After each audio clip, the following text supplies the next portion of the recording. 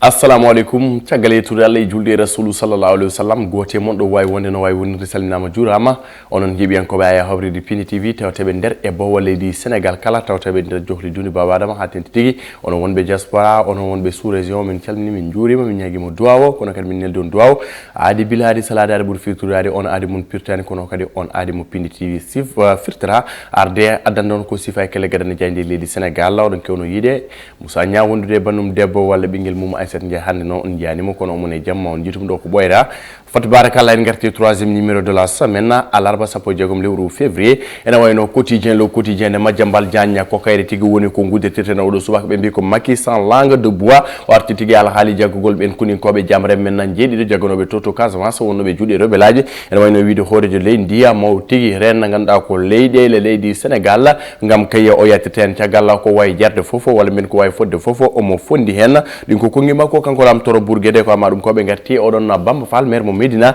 e wiide tigi umade parti socialiste faade taw Sénégal gëm sa bop ha benno boko yakara be ko Bamba partout maire mo Medina o jaynde las be mbadi ko compte à rebours ala hali révision exceptionnelle didon listaji ngam kay sumgoji législative ti jade nyande ciapantate golewru juillet ene wayno non e wiide jaynen ko be las dum non ma fuddo nyande jeedidi lewru mars yaman ma ciapantate lewru mars ngam kay artide don gede kala ene wayno be mbi ko gede de puddi wono haade ni kebu ngalla faade didon sumgoji le compte à rebours lancé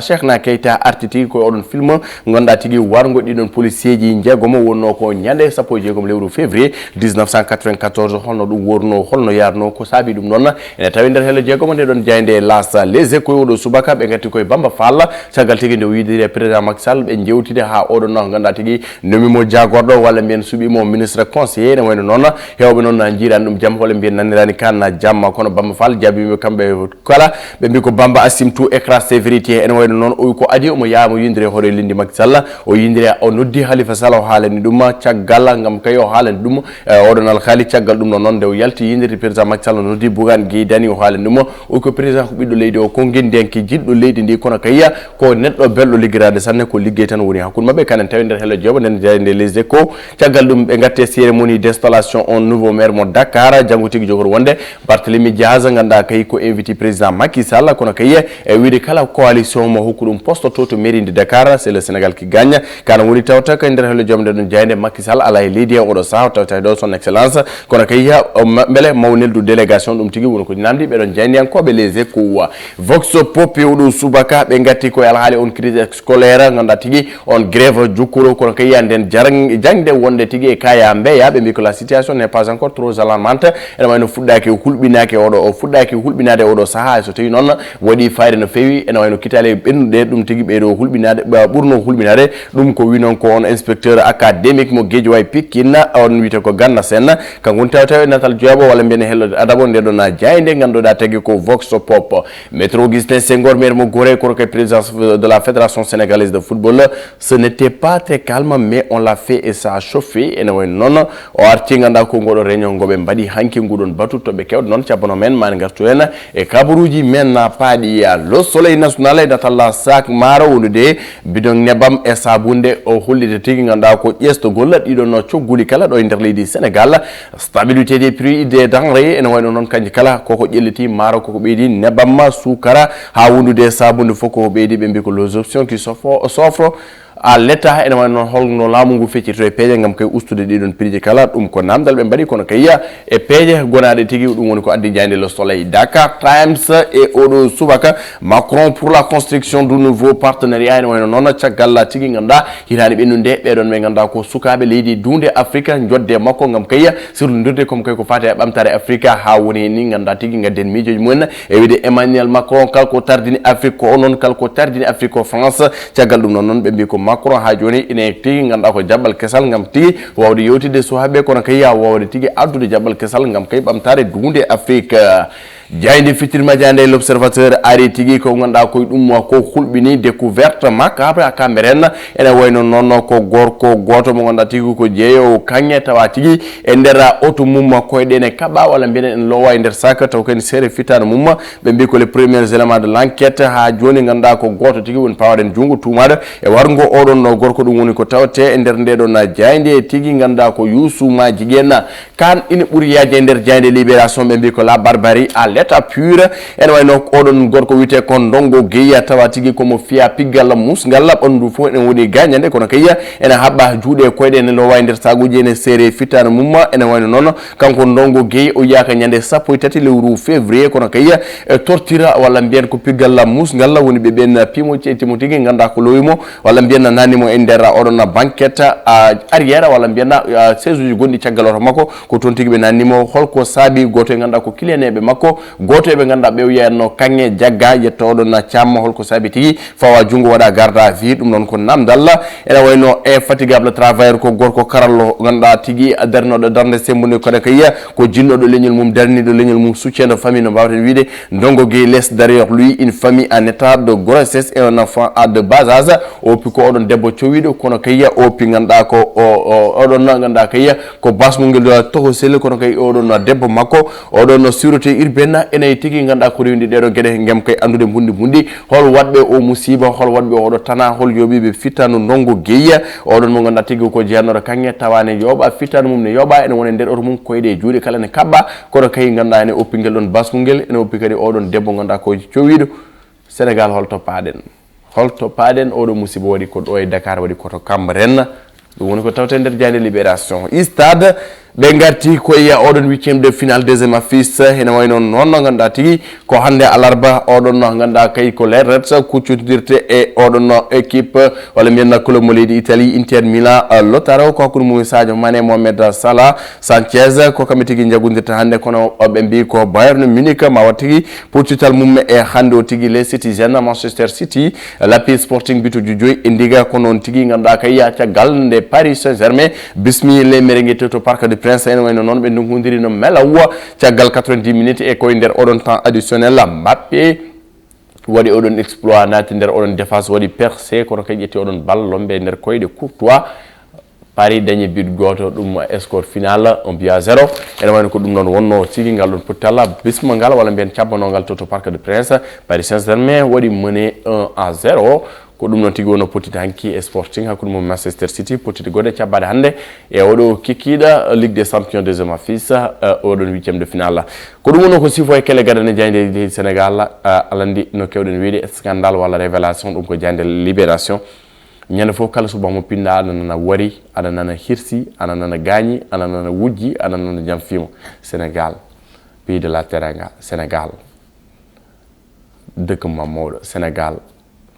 leydi Serigne Touba Sénégal leydi Thierno Seydou Nourou Tall Sénégal 95% musulman Sénégal nokku Mame Abdou Aziz Sy Dabakh Sénégal nokku Serigne Babacar Sy Sénégal e musibbaji e tanaji hol ndi mbaadi hesiri hol ngal ɗon jaɓɓal joginoɓe fayidaji dari ngam kay wollude jinnaɓe mumen wollude famille mumen soutien de famille jeeyowo kanŋe waɗe ligoté fiye ware mbaɗi heewiide quelque soit ko neɗɗo o wawi wadde aduna mi sikku ganduɗa ko torture piggal ɗum wona solution pour se venger il faut ko yimɓe kalda une chose barodiral ngal heewi so wona debbo hirsama ɗa so wona kaari funtama ɗa so wona ganduɗa ko tawama ɗon e maayi ko gueɗe mbaɗi ni ko macabre gartiren haqqillaji men akhri jamano e jamano no way tengude mi sikku en jogui ko kabɗen eɗen jogui ko barodirɗen sac maro ha do zéro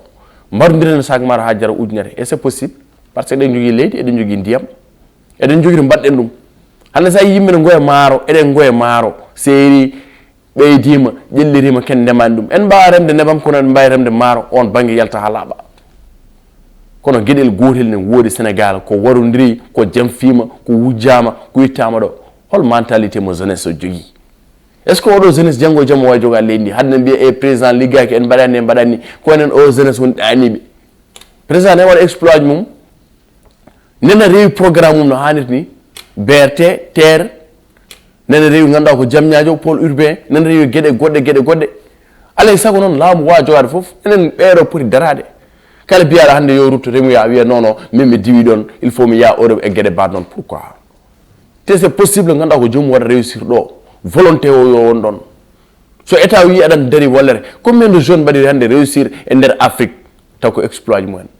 te aussi les plus grands milliardaires ɓurɓe mawnude joguiɓe kalisaji coopéraji kewɗe mbaɗi ko exploitation ndewi koye agriculture ndewi koye oɗon fannu ganduɗa ko ndema hande Chine so waɗi développé ko sababu ndema anecdote goto nan 1960 Sénégal ɓuuri Chine ni mbawɗa wiide nde Mao Zedong ƴetti pouvoir o wi kam fof jeeyi dutɗen ndemuye uddude frontiére uji kak kono kala président men o waɗɗum en miijira oɗo yiɗi ko ɓamtare men mbiɗen o yiɗi ko warden o yiɗa Sénégal ɓamto te pourtant leydi joguidi leydi so ɓamtaki koye jeunesse mum woni pour des exemples hol ummiɓe États-Unis gatti wadde investir mbi ko ndema oui c'est possible ma wat banggue mo heɗam ma ujunnaji nayyi jaltinta chaque mois walla ganduɗa ko ujunnaji nogas capannayyi jaltinta to sooda maɗo sa ari min ma watto heɗam ma walla Sénégal mawonto premier pays exportateur de riz pourquoi pas yimɓe jagarɗo Casamance eɗen mbarodira eɗen cippira sen mbaɗi ɗum e ndema en mbaɗi ɗum e golle ça fera quelque chose ko weltana ɗon ko wasiyade ɓesgu Sénégal kala nous la jeunesse restons soudés mbaɗen jungo e fandu gam ɓamten Sénégal baissons les armes sans baisser les bras hanke woni no Diamankoune Senghor hande wonti ganduɗa ko Salif Sadio jusqu'à quand anduɓe kaali moƴƴuɓe Allah kaali waliyaɓe bindi hen lappe en Casamance arrêtez ça suffit wona ɗum no yimɓe jiiɗe Sénégal quoi c'est pas le vrai image de du pays quoi en fait wona ɗum woni mbaadi ganduɗa ko sohlade pays de la teranga ko weltanade onon kala wiide ganduɗa ko yo jokku golle tinnoɗen no fewi nde wonon sen ɓamtani Sénégal ala ɓamtano en Sénégal avant que ɗen cierta ko salminde ganduɗa ko manan didonno on sihilam mawnam guiɗam sihilam jokki wadde mi encouragé wiyete ko on Mamadou Mbaye gorko mo Cempeng Segu Sukar Dane Maayo ganduɗa ko wuuro Mam Paate ganduɗa tigui goto e rontuɓe bamum Abdoullah ganduɗa koy ko Serigne ene wayno ganduɗa tigui artude hen no hannirta ni gorko dariɗo darde semmuni kono kay e wiide bandiraɓe fulɓe mbaɗe préparé valise o inniri ƴiiko Moussa Niang joni noon mo Cempeng mo Gerli fof goto min momi foti innami joguima onon noon Aboubacry Ndiaye en onon Ifra Sadio Ba en Ceerno Li en valise o nene juuɗe mon onon mbaɗat préparé valise o to haare men nan toon to France jehon ganduɗa tigui calmini on madame Fata Barakallah yo Allah wurno barkina e salmindemo Mamadou Mbaye e salminde galle foof ganduɗa tigui ɓen ceerno o ganduɗa ko Dioɓen Abdoulaye e ganduɗa ko Basir en Mamadou Basir walla mbiyen Mamadou Boli kamɓe kala ganduɗa ko Alpha Ya Salen kamɓe tout ɓesgu Sénégal tawtego to France e wiide jaam duumiɗo e moon ganduɗa tigui jokke golle onon tigui ganduɗa ko caabi Fouta yawa salmin ɗon e juura ɗon e wiɗon tigui ganduɗa kayya so woodi ko woofa hen walla ko ngakki hen kono pamani hen paami koye amen so woodi ko weeli hen juɓɓi hen paame koye moon salminde ganduɗa ko rewo e woodi boye Mauritanie naɓe yiɗɓe Piindi TV wattorɓe Piindi TV Côte d'Ivoire aussi kono kayya e jiggo ganduɗa ko to US TV e kañumen kala ganduɗa ko wattorɓe Piindi TV min calmini min juurima min ñaguima duwaw e wiɗon ganduɗa tigui yo Allah hokku en ñalde de jaam bonne lecture Allah jarama on jarama